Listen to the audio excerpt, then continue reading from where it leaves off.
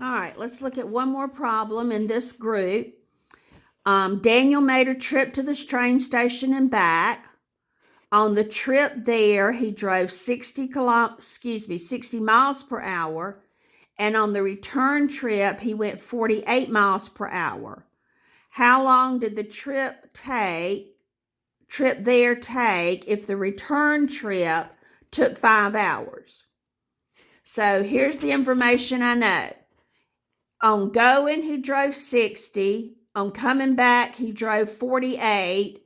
And coming back took him 5 hours. So I've drawn my little chart using the setup that I gave you. And I know that the going rate was 60. The coming back rate was 48. And that the coming back time was 5 hours. The question that I'm asked to figure out is how much time it took to get there. And once again, to do the distance column, you just multiply straight across. So 60 times x and 5 times 48. So here's what's happening. Daniel leaves, drives to the train station, leaves the train station, and comes back. So you can see that the two distances he travels are equal. So I take my two distances, set them equal to each other, and then it's just a matter of solving that equation. So I'm going to multiply 5 times 48, and then I'm going to divide by 60 and get x equals 4. And that was the time going. That was the question in the problem. So my answer is 4 hours.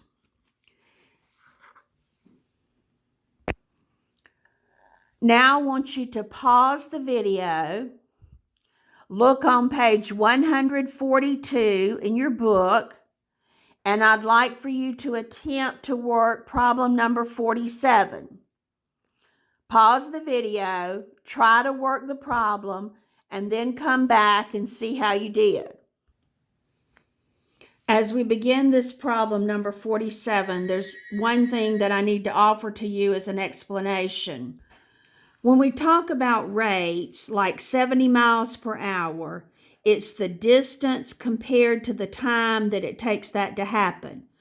So in the problem, when it says that Mike can run the 1 mile in 6 minutes, your rate is how far you can go and the time it takes.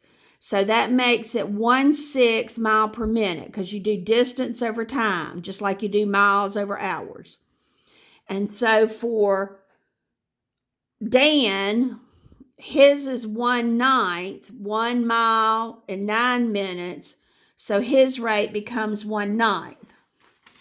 So I've set up my little chart with Mike and Dan, and I've filled in their rates, 1/6 and 1/9.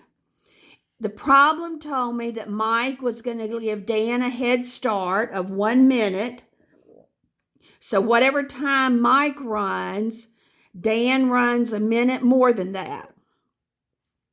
So I multiplied straight across 1/6 times x and 1/9 times x plus 1. I set up my equation because Mike is going to catch up with Dan, and so my two distances need to be equal. I multiplied through by 18 to clear the fractions.